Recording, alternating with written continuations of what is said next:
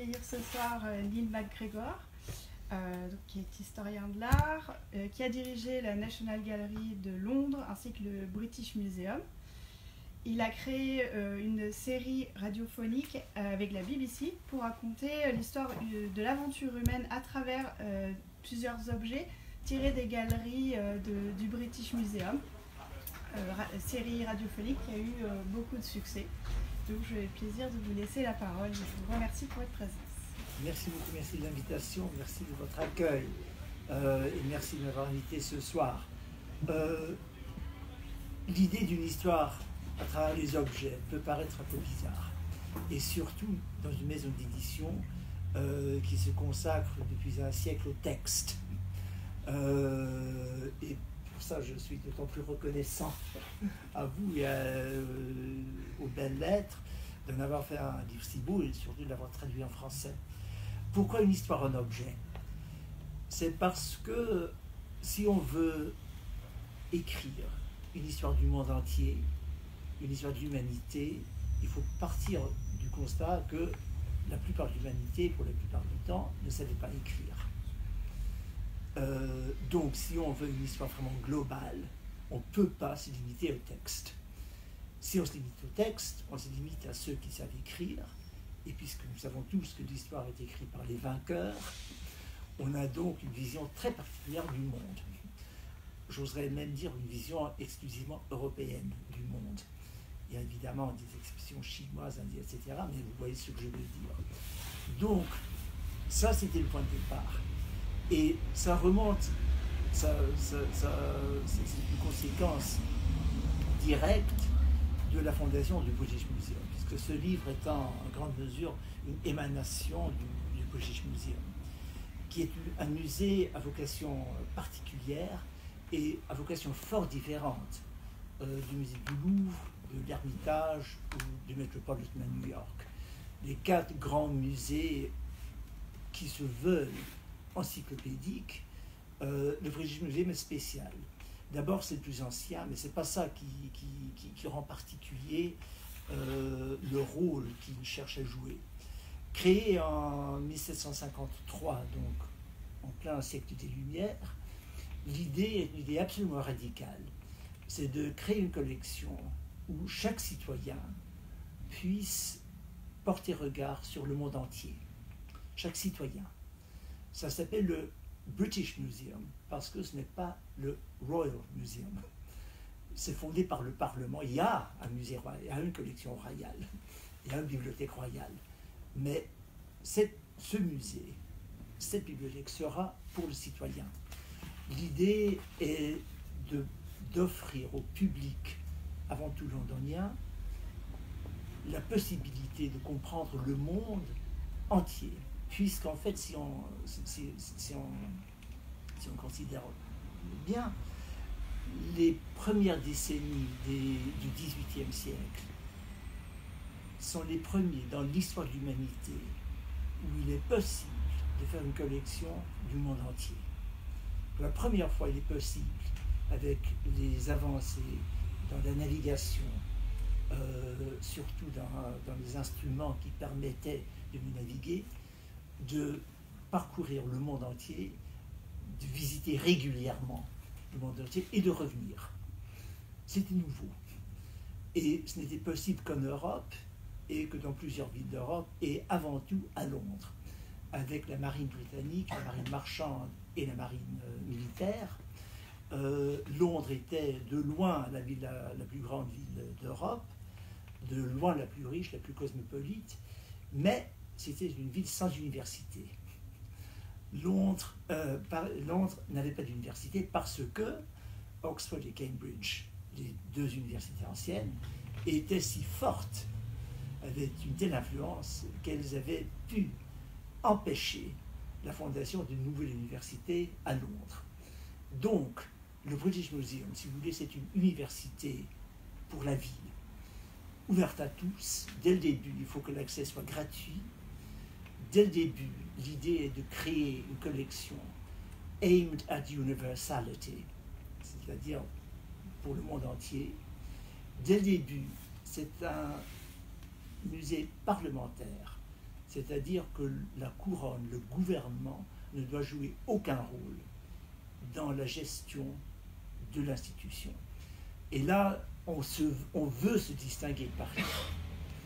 À Paris, il y a une monarchie absolue, une monarchie centralisée. À Londres, on crée une démocratie parlementaire.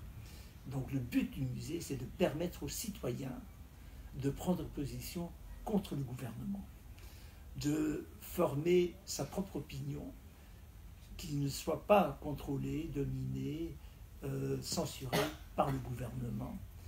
Donc, des trustees, pas un département d'État, des trustees pour défendre les principes de l'institution, et qui a droit, qui a accès à cette institution nouvelle. Dès le début, c'est l'humanité entière. All studious and curious persons, cette belle formule du XVIIIe siècle, les amateurs et les curieux. All studious and curious persons, native and foreign, c'est-à-dire non seulement les Britanniques, mais du monde entier. Donc, depuis 250 ans, cette collection existe pour que le monde entier puisse étudier le monde entier. Quelle est la question? Que veut-on étudier? Quelle est la grande question du siècle des Lumières? Évidemment, c'est le bon fonctionnement d'une société.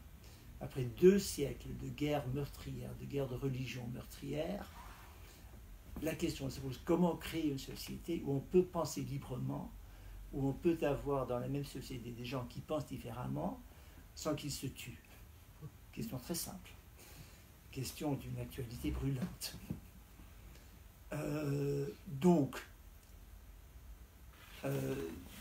C'est là où réside évidemment le but principal des écritures, des livres de Montesquieu, comme de David Hume, comme de Gibbon, Kant. C'est toujours la même question. La société. Quels objets est-ce qu'on collectionne pour montrer une société? Et là, l'immense différence du British Museum des autres musées, ce n'est pas un musée d'art. Dès qu'on parle d'une œuvre d'art, on parle d'un artiste, on parle d'une personne et de sa vision du monde. Dès qu'on parle d'un objet, on parle d'une société.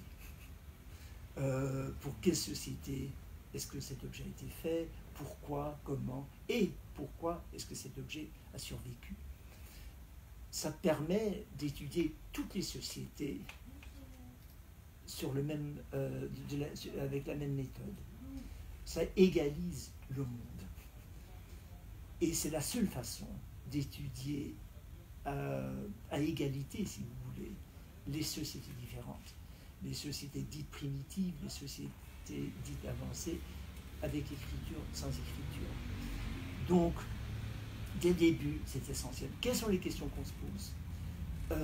Les questions évidentes, les questions des philosophes, les questions des Lumières. Le propos est d'insister sur le fait qu'il y a une humanité. L'humanité est une. Et l'expérience d'être un être humain est universelle. Mais cette universalité s'exprimera de façon particulière, selon les circonstances. C'est le propos de Montesquieu, c'est le propos de Hans Sloane, dont la collection est à la base du British Museum. Sloane demande aux capitaines des navires marchands, de collectionner dans le monde entier des objets quotidiens d'un certain type. Donc, par exemple, les souliers. Partout dans le monde, on a besoin de souliers. C'est facile à rapporter, ça ne coûte pas beaucoup. Mais ça explique énormément de choses sur les sociétés différentes. Quelles matières premières, cuir, bois, paille, soie, quelles conditions climatiques, quelles structures sociales, etc. À partir des souliers, on peut reconstituer une certaine humanité, avec ses particularités et avec ce qu'ils ont en commun. Donc les souliers, mais aussi les dieux, les petits dieux qu'on a à la maison, partout dans le monde. Et ça permet une autre étude. Et vous voyez la méthode. Donc c'est la méthode de Sloan, c'est la méthode des collectionneurs britanniques du début du XVIIIe siècle. Et ce qui m'intrigue, c'est, si vous voulez, le British Museum, c'est l'équivalent absolu de l'encyclopédie. Et on voit là tout de suite la différence des deux pays. En France, on a un livre avec des textes, avec des idées. En Angleterre, on a des choses, des objets. Et à partir des objets, on avance un peu à contre-cœur vers les idées, vers les abstractions. C'est le pragmatisme typique. On voit aussi la relation des deux institutions. Les presses, les imprimés, ou l'encyclopédie imprimée, comme vous savez tous, sont détruites par le gouvernement, puisque l'encyclopédie met en danger l'autorité centrale. En Grande-Bretagne, c'est l'autorité centrale qui fonde l'institution. Donc, les visions du monde sont très différentes. Donc ça explique la création de la collection, qu'il ne s'agit pas d'un musée d'art, et qu'à partir d'objets quotidiens, on peut arriver à des conclusions générales et étonnantes. Mais quelles sont les différences, quels sont les avantages d'une histoire racontée par les objets et pas par des textes? À mon avis, ils sont plusieurs.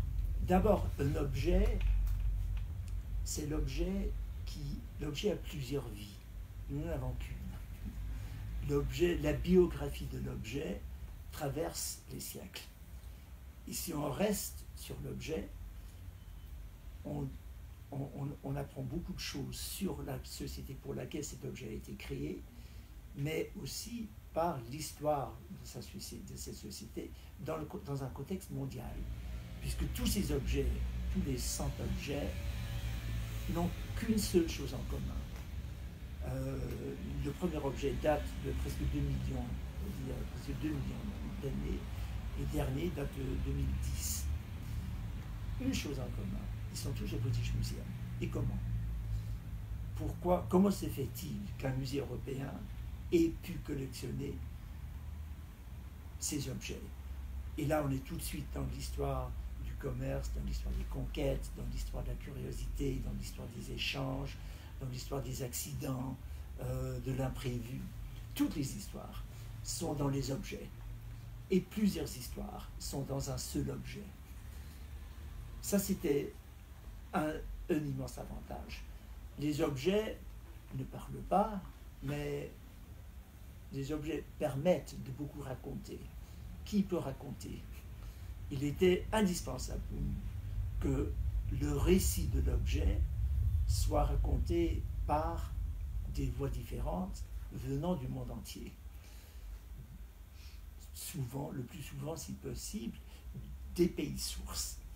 C'est-à-dire que l'histoire de l'objet, maintenant british, est racontée, et sa signification surtout, est expliquée par des gens du pays source.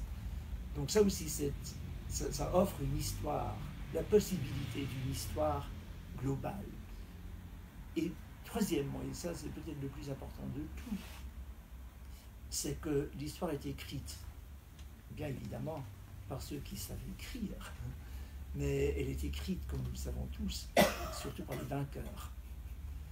Qui raconte l'histoire des vaincus? Les objets. Et la relation avec les textes, là, devient très importante, il me semble. Si on prend le moment où les Européens, pour la première fois, débarquent en Australie, c'est le 29 avril 1770. Nous le savons, puisque James Cook, Captain Cook, a bien sûr dans son journal, et il écrit, il raconte, il documente ce qui se passe, ce qu'il voit, ce qui arrive. Le premier contact entre Européens et Aborigènes.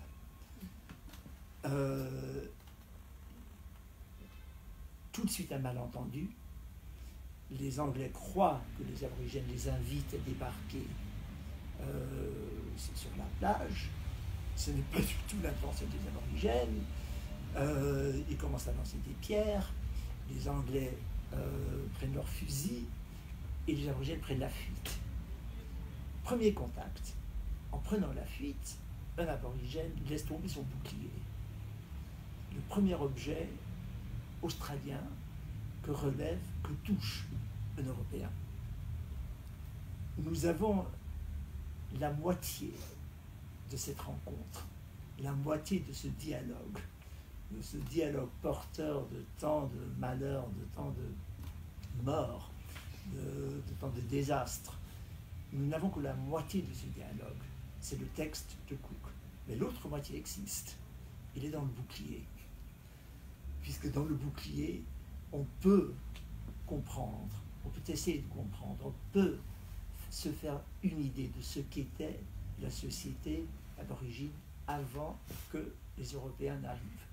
Puisqu'on est au sud de Sydney, Botany Bay. Pour la raison évidente, il y avait des spécimens, des plantes absolument extraordinaires.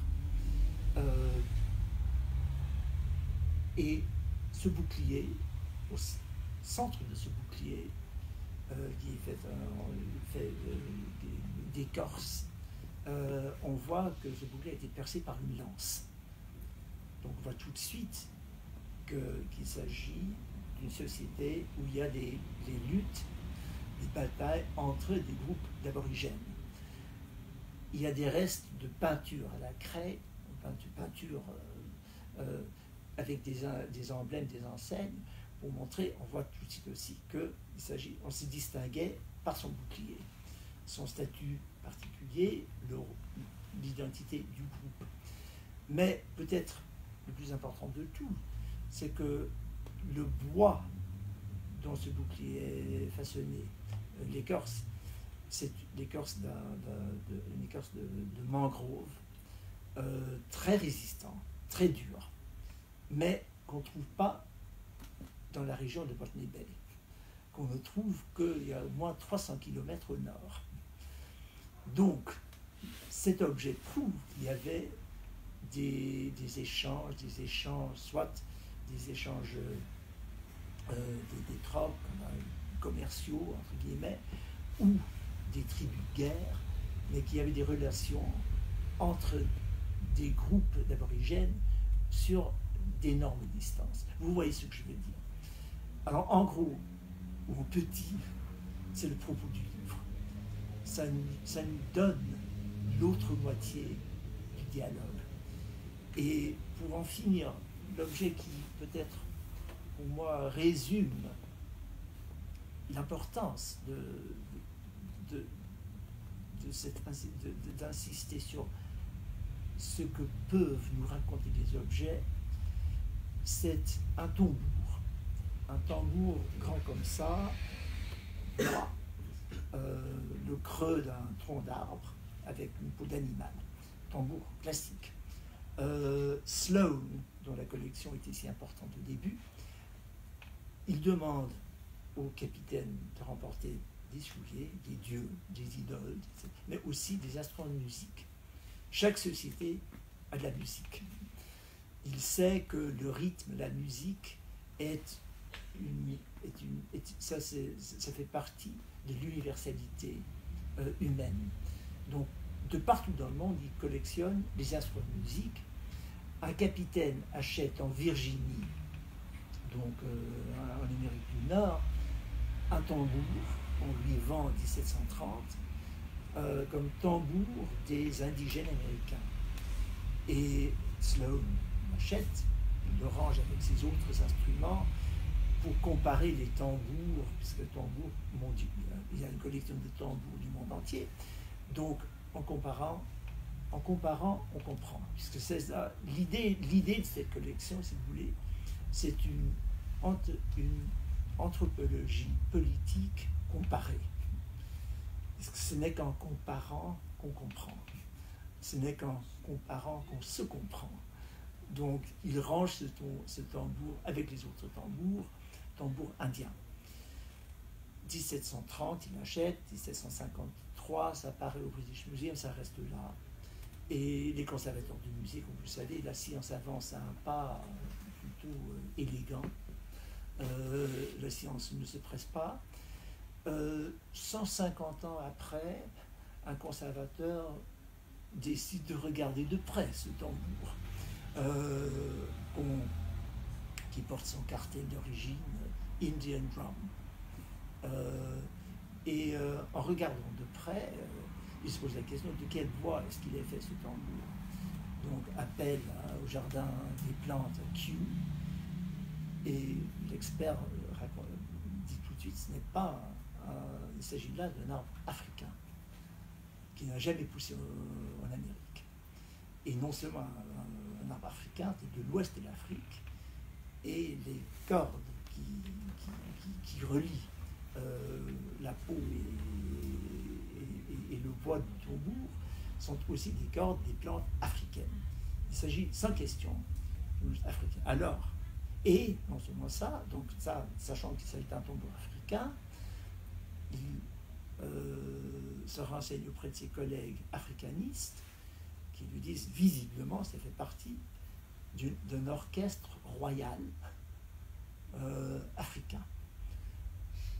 Puisque dans les cours royales de l'Afrique de l'Ouest, on avait toute une série d'instruments de musique, dont des tambours tout à fait comparables. Donc ce n'est pas un instrument américin indigène, c'est un tambour africain royal. Comment se fait-il que ce tambour se trouve en 1730 en Virginie? Il n'y a qu'une seule explication possible, c'est évidemment la traite des esclaves. C'est que le tambour a franchi l'Atlantique avec les esclaves. Nous savons que les esclaves sont vendus par les rois africains. Les Européens les transportent, les Européens ne vont pas chercher des esclaves à l'intérieur de l'Afrique. Ça fait partie, c'est une partie très importante de l'économie des États africains. Donc les rois font des expéditions pour chercher des esclaves, puis ils les vendent. Et puisque ça fait partie de l'économie de l'État, les rois, nous savons par les textes, les rois envoyaient souvent leurs fils accompagner les capitaines de navires pour qu'ils voient comment fonctionne cette transaction commerciale, comment fonctionne ce commerce. Donc là, on voit déjà les débuts d'une explication. On sait également par les textes que au cours du voyage, ce voyage affreux, cette traversée de l'Atlantique, on se servait souvent de tambours pour faire danser les esclaves, pour les sauver de la déprime, pour qu'ils ne se suicident pas. Le suicide était un danger. Si on avait acheté un esclave, on voulait qu'elle arrive vivante en Amérique. Donc, il fallait un tambour pour les faire danser. On sait aussi que dans les plantations, les Africains, les esclaves qui n'avaient rien, s'appropriaient souvent ces tambours pour danser, pour chanter. C'est tout ce qu'ils pouvaient transporter, c'était leur langue, leur musique. Mais on sait aussi qu'ils s'en servaient pour appeler à la révolte. Et dans les années 1710-1720, il y a eu une série de révoltes d'esclaves dans les Antilles et en Virginie, en Amérique du Nord. Et vers 1730, on a confisqué tous les tambours.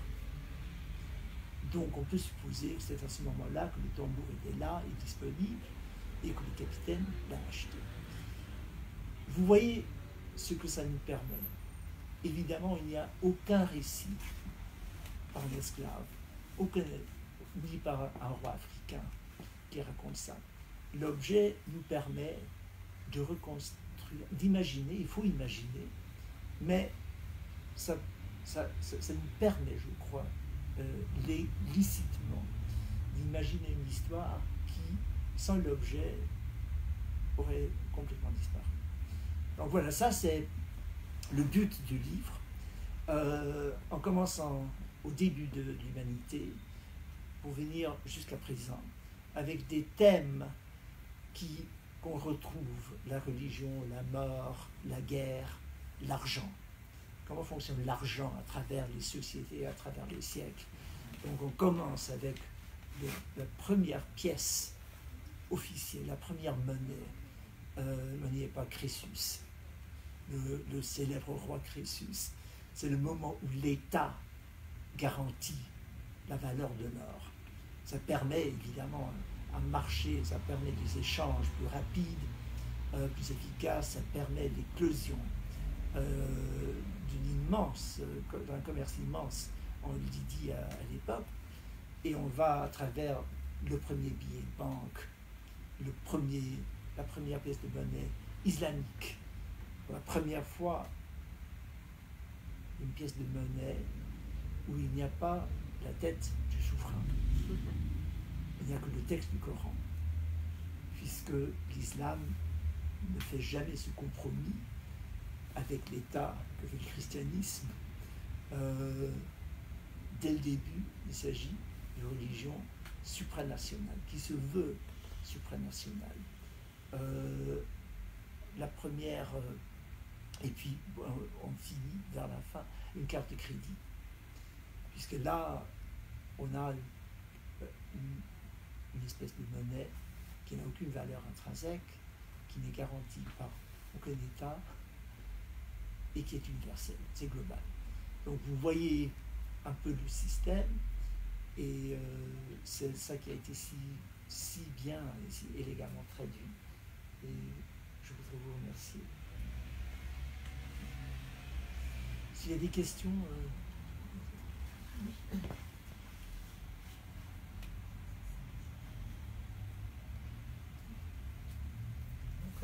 L'objet est beaucoup plus parlant qu'un texte. De toute façon, on le concrétise et on peut imaginer. Mais à quel point imaginer, extrapoler?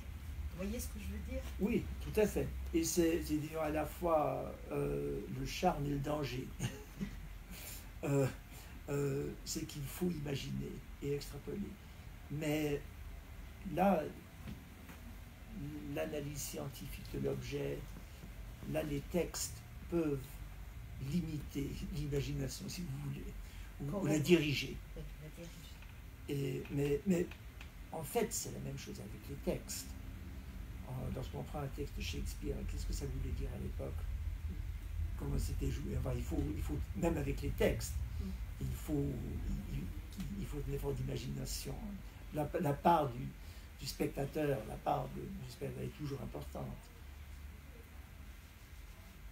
Toute histoire, il me semble, est un partenariat et une réinvention. Ça, c'est extraordinaire d'avoir pris tous ces objets à travers les époques, à travers les pays, même, pas seulement les époques. C'est ça qui est... Et vous avez parlé de l'invention de l'extrapolation. Il y a un exemple, à mon avis, très, très charmant de ce phénomène et des dangers. Il s'agit d'un disque de jade. C'est un grand anneau de jade, donc un disque avec un trou au centre. Créé en Chine vers 1500 avant Jésus-Christ. On les trouve dans les tombeaux, souvent dans les tombeaux. Personne ne sait à quoi ils servaient. Ils s'appellent BI. Personne ne sait à quoi ils servaient. Mais ils sont très très beaux, ils sont grands comme ça, avec ce trou au milieu. Au XVIIIe siècle, l'empereur Qianlong, qui est le grand encyclopédiste en Chine, même à l'époque, lui aussi fait des collections comme en Europe. Dans des fouilles archéologiques, on trouve ce bi. Il le trouve d'une beauté extraordinaire. Et il se pose la question, pourquoi? Quel est cet objet? Visiblement très difficile à créer, visiblement très précieux, et conservé dans la tombe. Alors, il écrit un poème sur ce qu'aurait pu être ce Bi. Il inscrit ce poème sur l'objet même, puisque c'est l'empereur, il peut se le permettre. Il dit, certains pensent que c'était pour ceci, certains pensent que c'était pour cela, mais moi, je crois que ça a dû être un socle créé pour un vase. Et ça a dû être ça, puisque nous avons des socles comparables. Et ça, il écrit. Et puis, il va encore plus loin, il dit, et c'est un si beau socle que ce socle a besoin d'un vase qui serait digne de lui. Je vais donc trouver un vase pour mettre sur ce socle. Et tout ça, c'est écrit. Nous savons maintenant que le Bi n'a rien à voir avec des socles. Mais le Bi, avec le poème de l'empereur et du British Museum, au Palais impérial à Pékin, il y a le vase qu'il a créé pour le socle. Alors le socle est au British et le vase est... Et on les a mis ensemble. Ah, bon. Et il a écrit dans le vase, bien sûr, ce vase a été fait pour... Mais là, c'est exactement ce que vous dites. Face à un objet, on sait qu'il y a... On sait que ça a été fait par des gens connus. Pourquoi? Et ça, c'est toujours la question avec les objets. Ces objets ont été faits par des personnes avec un cerveau exactement comme le nôtre. Exactement comme le nôtre. Avec la même capacité d'imaginer, de créer. Donc, a priori, ça devrait être possible de savoir pourquoi on aurait fait ça. Pourquoi est-ce qu'on a décidé de faire ça? Mais on se trompe. Et là, et c'est là, pour moi, il y a cet aspect poétique du dialogue avec les objets. Là, littéralement poétique. Malheureusement, c'est un poète affreux, mais ça, c'est pas un des textes que je vais traduire. mais il y a ce côté poétique de ce dialogue entre nous et les objets du passé. C'est l'aventure humaine. Oui, peut-être que c'est l'aventure humaine. Il faut chercher un sens. Nous avons besoin de sens. Sur quels critères avez-vous choisi vos 100 objets? Sur quels critères? Oui. Parce qu'il y a des millions d'objets. Il y a plus ou moins 10 millions, plus ou moins. Donc le choix était plutôt vaste. C'est une très bonne question. Nous avons décidé que puisqu'on voulait faire ce que seul le British Museum peut faire, c'est-à-dire trouver des objets de toutes les cultures, de tous les temps. Puisque les autres, par exemple le Louvre, c'est surtout un musée de la Méditerranée, du monde de la Méditerranée, qui va jusqu'à la Perse. Mais c'est l'Europe, c'est le monde de la Bible et du monde classique. Tandis que le British, c'est le monde. Donc, on voulait aller des débuts jusqu'à présent. Puisque le British Museum a toujours collectionné le monde moderne, à la différence, par exemple, du Metropolitan. Puisqu'il s'agit de comprendre le monde tel qu'il est maintenant. Donc, 100 objets, 100 émissions, puisque ça a été pensé comme une série d'émissions à la BBC radio, 15 minutes, tous les jours, une émission chaque jour de la semaine. Donc il fallait trouver des groupes de 5. Et on a décidé que toutes les semaines, à travers 5 objets, on ferait le tour du monde à une certaine époque. Évidemment, en avançant d'ère aujourd'hui, le cadre temporel se rétrécit, on peut être plus précis. Donc c'est un peu impressionniste avant. Mais grosso modo, le tour du monde à une certaine époque à travers 5 objets. Donc ça, un critère. Donc, un exemple. 300, 500 après Jésus-Christ. Donc, j'ai réuni les conservateurs des différents départements qui s'intéressait à cette époque pour leur poser la question, si vous deviez choisir un objet pour parler de la société, il faut choisir, mais il vous faut un thème. Puisqu'on cherche à montrer que l'humanité s'intéresse a toujours les mêmes préoccupations, alors c'est la guerre, c'est l'argent, c'est le plaisir, c'est Dieu. Bon, ils ont décidé que ce serait Dieu. Quelle idée se fait-on de Dieu dans le monde entier, ou dans 5 parties du monde, à la même époque? Et ces conversations ont été vraiment fascinantes, puisqu'on parle, vous l'imaginez bien, on parle de sociétés qui souvent n'ont aucun contact entre elles. Donc, ce n'est pas la norme pour les scientifiques. Par exemple, un égyptologue ne se pose, dans sa vie professionnelle, il ne se pose pas la question qu'est-ce qui se passe en Chine au même moment, puisqu'il n'y a aucun contact. Donc ce qui se passe en Chine n'explique pas ce qui se passe en Égypte, mais les deux ensemble peuvent expliquer l'esprit humain. Donc c'est une façon de penser les objets qui n'est pas la façon traditionnelle des conservateurs. Et ça les a emballés. C'était une façon absolument nouvelle d'interroger leur propre collection. Donc, Dieu, parce que, en discutant, on a passé des heures très heureuses à discuter de ça, vous imaginez. Et on s'est rendu compte que vers 300, 500, il se passe quelque chose d'extraordinaire dans le christianisme, dans le bouddhisme et dans l'hindouisme. Dans le christianisme, comme dans le bouddhisme, on abandonne les symboles de la divinité. Le poisson pour le Christ, ou la croix, comme seul symbole du Christ, pour la figure du Christ, la figure humaine du Christ. Le premier portrait qu'on connaisse, qu'on soit sûr qu'il s'agit d'un portrait du Christ, ça date de 300-310. Et par bonheur, l'objet qui survit, c'est est au British Museum. C'est une mosaïque britannique. En même temps, on abandonne les symboles traditionnels du Bouddha.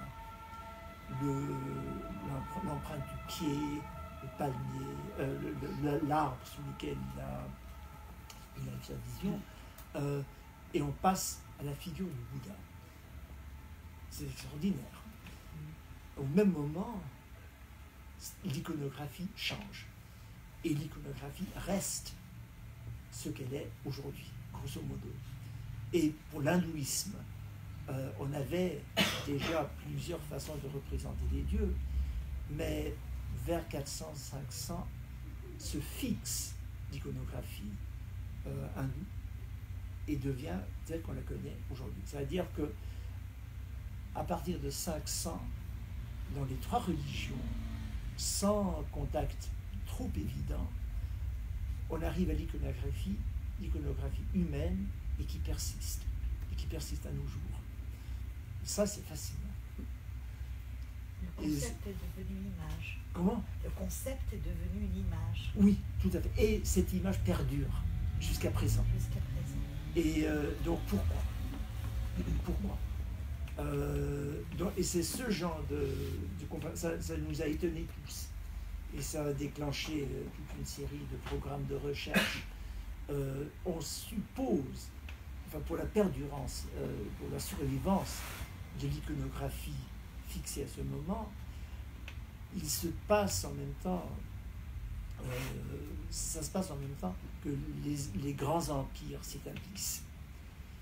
Et on suppose que pour qu'une iconographie s'impose et perdure, il faut les ressources d'un empire pour diffuser l'image. et pour maintenir les temples, pour construire les temples, diffuser les images, pour pouvoir imposer une certaine unanimité à tous les prêtres, etc. Donc, une telle uniformité n'aurait pas été possible sans les empires. Et une fois fixé, il est très difficile de changer. Il faudrait un autre empire avec les mêmes ressources. Et le seul empire comparable, là, c'est plus tard, c'est l'islam, où on impose une nouvelle iconographie. Donc, les critères, c'était ça les critères. Et les conversations ont été très, très, très intéressantes, mais aussi très fructueuses pour le musée, pour la maison, puisque ça a permis aux conservateurs de voir qu'une collection égyptienne n'est pas la même si elle se trouve dans un musée où il y a une collection chinoise, que dans un musée où il n'y a que des objets égyptiens. Ça permet une façon de penser de plus en plus globale, de réécrire l'histoire globale. Et ça nous a paru très important, cette vision d'un monde où l'idée de l'humanité comme une histoire de l'humanité, qui était si importante pour le XVIIIe siècle, est redevenue évidemment la question capitale pour nous maintenant. Absolument redevenue la question capitale. Et je ne sais pas comment ça se passe en France, mais chez nous, au lycée, à l'université, on apprend peu d'histoire des pays non européens. On rencontre la Chine au moment où les Européens voyagent en Chine, grossièrement dit. Et ça ne suffit plus. Il faut essayer une autre vision du monde et d'autres histoires qui seront loin des nôtres. Vous avez dit que la création des empires ont fait que l'image, la figurine, enfin l'image de Dieu, ne pensez-vous pas que c'était aussi pour asservir plus facilement les peuples? Quand on se sent proche et qu'on voit un visage, enfin je veux dire... c'est pas évidemment, il y a toujours il y a souvent un aspect de la religion qui est exploité par le pouvoir pour opprimer. Évidemment, c'est le grand argument du XVIIIe siècle, surtout en France, où les Lumières sont anticléricales. C'est moins le cas en Bretagne ou en Allemagne, mais en France surtout, puisqu'on voit un modèle de l'Église catholique qui empêche la liberté de penser et qui est vu comme de l'oppression. Il y a d'autres possibilités, c'est que si les empires permettent les missionnaires de voyager, on ne peut voyager en sécurité que lorsqu'il y a une structure impériale. Comment convertir les gens qui ne parlent pas votre langue? Donc l'image, surtout l'image humaine, a une valeur, peut avoir une valeur évangélisatrice, si vous voulez. Et là je crois les deux phénomènes sont liés. Mais évidemment, et surtout pour les Romains, il est toujours très utile d'affirmer ce lien étroit entre l'empereur et Dieu. Enfin, les empereurs païens devenaient divins. Constantin et les après-Constantins sont privilégiés, donc ces privilèges sont importants. Oui, même en France, le roi était de droit divin. Tout à fait, tout à fait. La monarchie. Tout à fait. Très intéressant. Les titres portent une histoire. Ça veut dire que vous auriez pu en inventer plusieurs? Mais bien sûr, vous auriez tous fait un choix différent. Mais alors, est-ce que c'est une histoire? Vous auriez pu dire un roman du monde avec 100 objets. On aurait pu dire ça, mais c'est une histoire. Dans les deux sens du mot. Une histoire, Ah oui, l'histoire. puisqu'on aurait...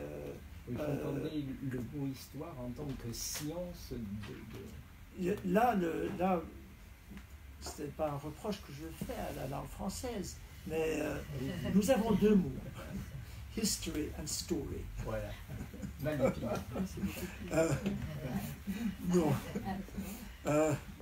Donc, le sens, c'est quoi? C'est story. Nous avons la majuscule et la minuscule. c'est un récit. C'est un récit.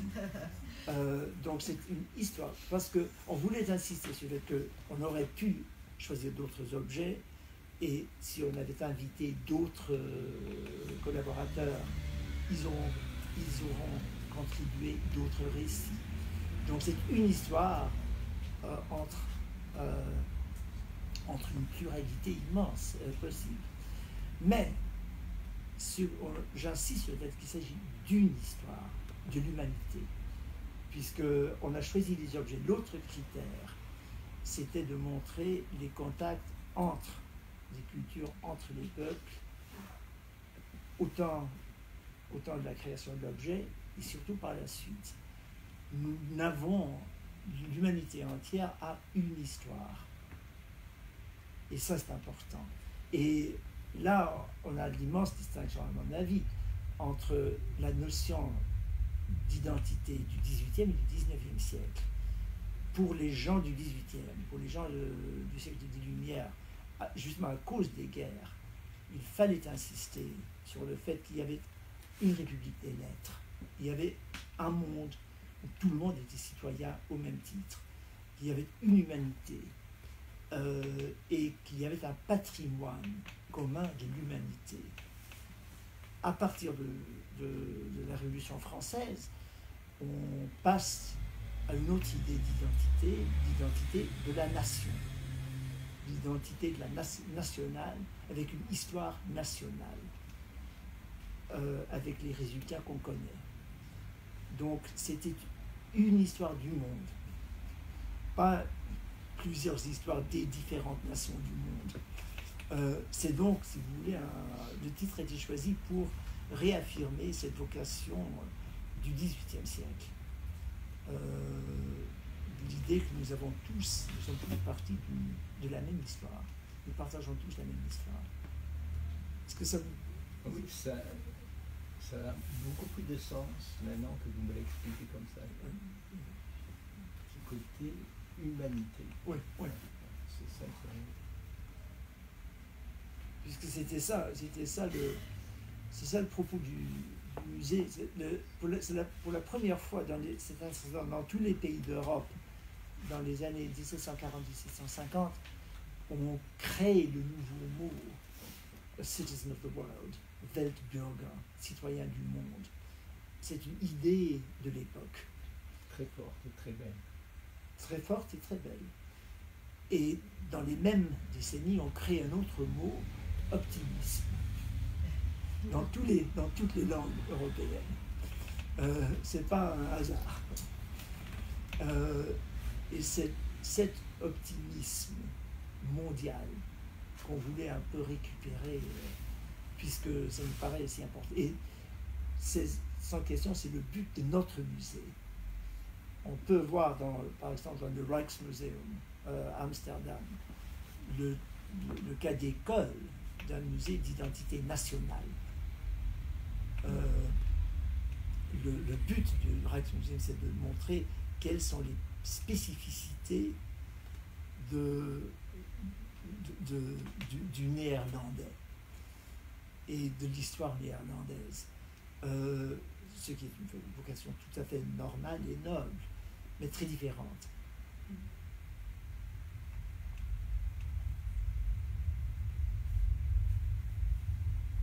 Je ne sais pas comment vous voyez le rôle des musées dans ce genre de débat.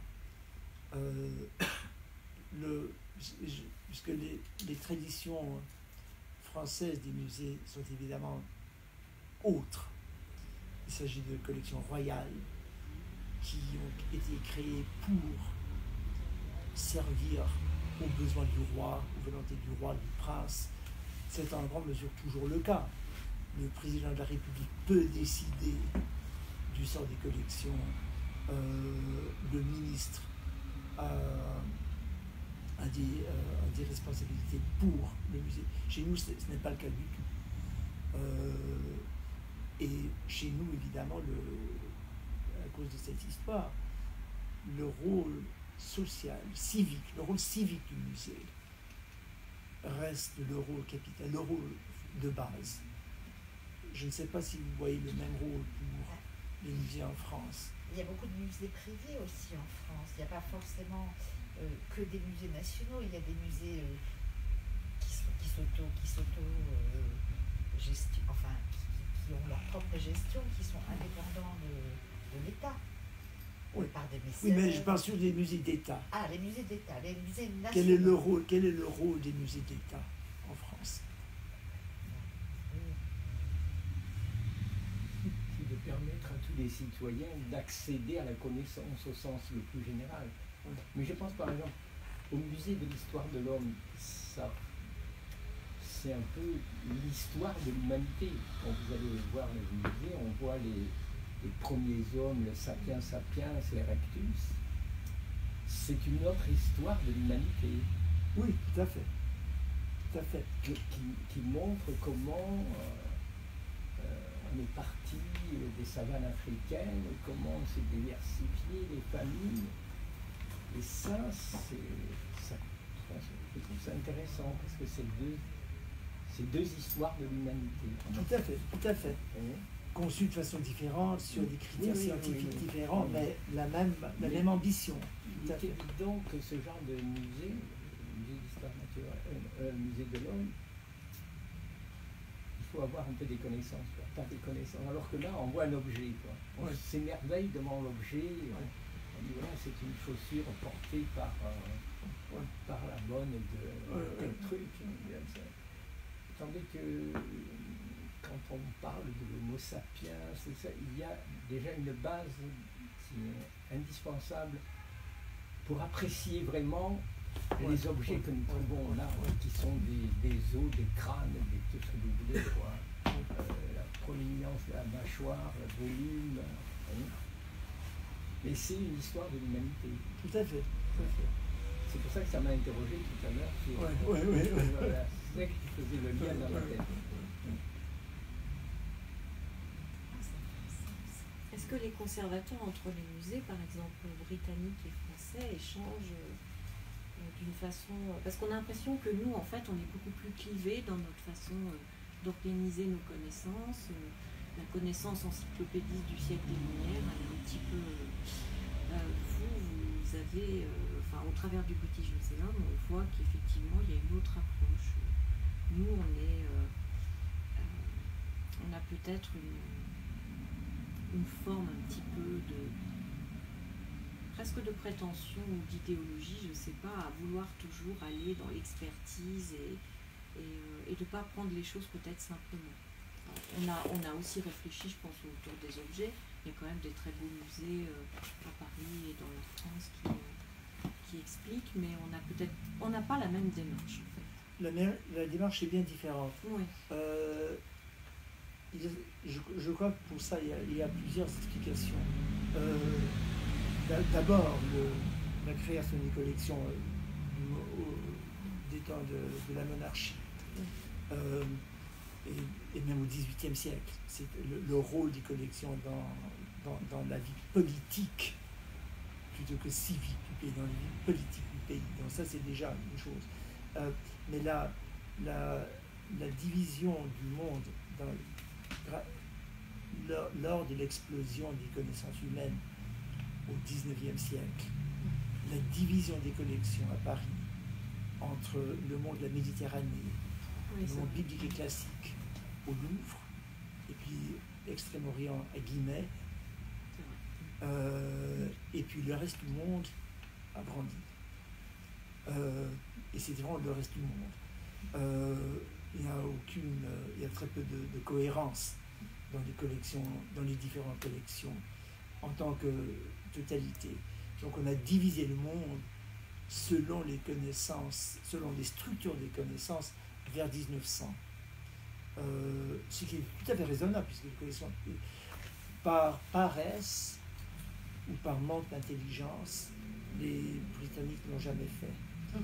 Donc nous sommes restés un peu par hasard avec un musée vraiment universel. Donc ça, déjà, ça change beaucoup de choses. Il y a deux aspects par la suite où il s'agit de traditions différentes. D'abord, la notion que les musées britanniques, que ce soit la National Gallery où il n'y a que la peinture, le British Museum, que ça ne serait pas une collection royale, une collection publique, mais la collection particulière de chaque citoyen. Donc il y a déjà un rapport tout à fait différent entre citoyen et objet, puisque le citoyen est propriétaire. On ne lui donne pas l'accès, il a le droit d'accès. Donc ça change puisque ça change donc la façon dont on communique le savoir. Et ça, c'est là, l'État britannique est mesquin depuis toujours.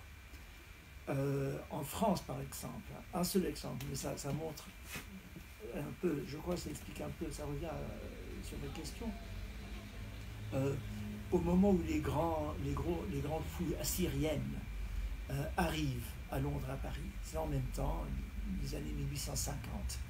Les deux pays étaient en concurrence totale, des fouilles concurrentes en Irak, et les objets viennent à Londres et à Paris. Ils sont exposés, comment les publier? Napoléon III, évidemment, trouve un argent immense pour publier en grand folio, reliés cuir, armes impériales, les trésors assyriens. Le gouvernement britannique refuse tout. Donc le British Museum doit passer un contrat avec un éditeur commercial pour publier la collection. Le résultat est frappant. C'est que la collection assyrienne est tout de suite connue par une immense population en Grande-Bretagne. Ça fait partie tout de suite de la culture populaire, puisqu'il s'agit évidemment de la tradition de la Bible, de l'histoire biblique. On vit dans un moment d'enthousiasme religieux. Donc, la mesquinerie, si vous voulez, du gouvernement permet une éclosion d'intérêt auprès du grand public. Et cette tradition reste très profonde. Nous sommes obligés de nous adresser aux citoyens sans connaissance spécialisée. Ce qui n'est pas le cas quand même. Ce qui n'a jamais été le cas en France, oui. puisque vous avez un gouvernement qui finance et les recherches et les publications. Et nous envions ça, évidemment. Mais les résultats... mais il y a une autre chose qui... et ça pour cette histoire importante, c'est que en France, pour garantir le niveau des conservateurs, vous avez depuis 100 ans le système du concours national. Ça veut dire que seuls ceux qui ont passé le concours peuvent être conservateurs dans les musées nationaux. Ça revient à dire que seuls les Français peuvent être conservateurs. C'est pas conçu comme ça, mais le résultat est comme ça. Puisque, étant paresseux et chaotique, nous n'avons jamais eu de système de recrutement. Nous pouvons recruter librement de toutes les disciplines et du monde entier. Au British Museum, la moitié du staff scientifique n'est pas britannique et vient des pays sources en grande partie. Ça, c'est votre façon. Donc, ça permet évidemment pour une telle histoire, on a tout de suite des rapports, des liens tout à fait différents avec les pays sources et tout de suite une façon différente de voir la collection et de vouloir la raconter. Donc pour les raisons, moi je trouve ça fascinant. On dit musée comme s'il s'agissait de la même institution, mais en fait, nos deux pays qui se ressemblent de si près et qui sont si loin quand même dans nos façons de faire. Et ça explique, je crois, cette différence. Mais il y a des liens très étroits, évidemment. On ne peut pas étudier, on ne peut pas être conservateur des collections comme les collections de British du Louvre sans être en liaison constante avec les collègues de Paris, de Berlin, de Pétersbourg, de New York. C'est une république des lettres. Et qui fonctionne très bien à l'époque, très bien. Et la circulation des œuvres, évidemment, est très importante pour ça. Chaque exposition est la preuve de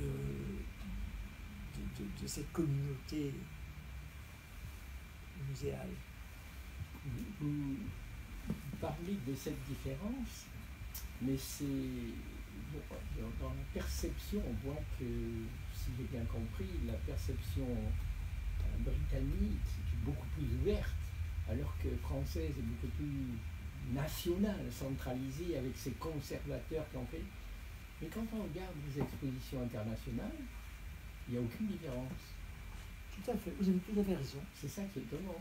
Je ne sais pas si c'est étonnant, puisque tout le monde veut maintenant, puisqu'il y a le zeitgeist, nous voulons tous ce genre d'exposition.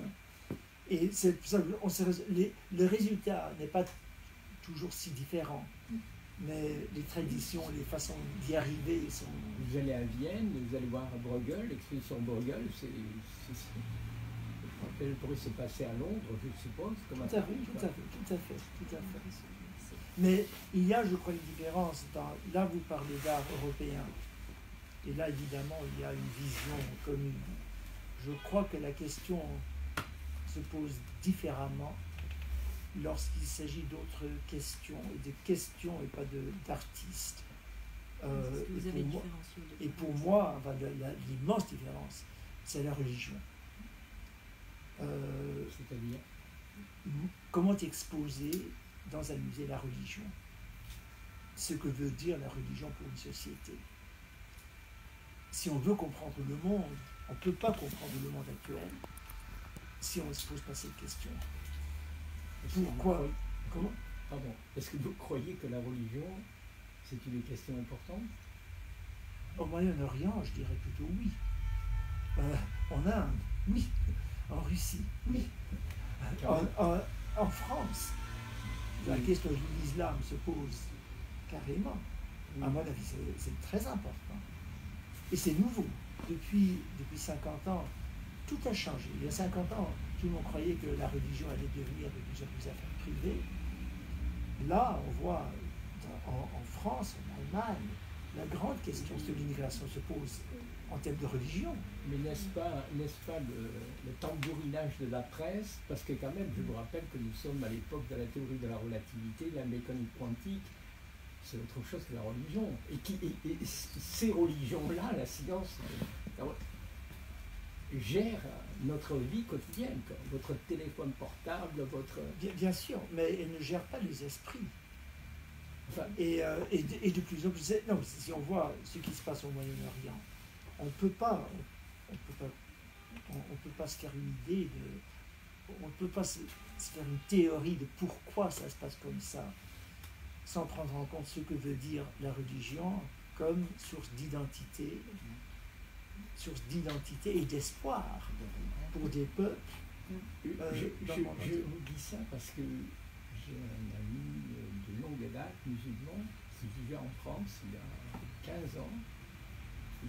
Il me rend visite et il dit: mais Jean, je ne comprends pas tout ce battage sur les musulmans et tout ça, alors qu'il y a 15 ans, on n'en parlait même pas. C'est pour ça que je pose la question. Et à mon avis, c'est donc capital pour les musées de pouvoir faire des expositions sur ce sujet.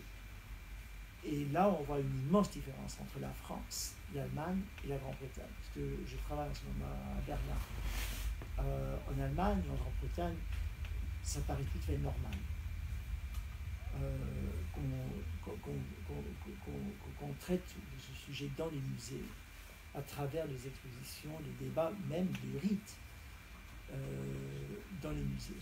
En France, évidemment, ça serait très difficile, parce que les traditions de la laïcité sont très, pour des raisons que nous connaissons tous, mais elles empêchent, ces raisons, elles empêchent l'examen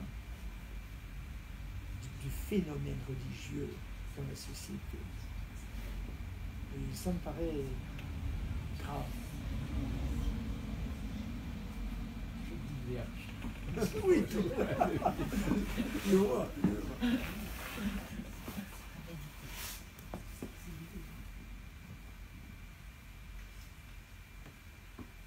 Bien, merci. Si on a un petit peu de temps peut-être pour des dédicaces, si quelqu'un veut. Merci beaucoup.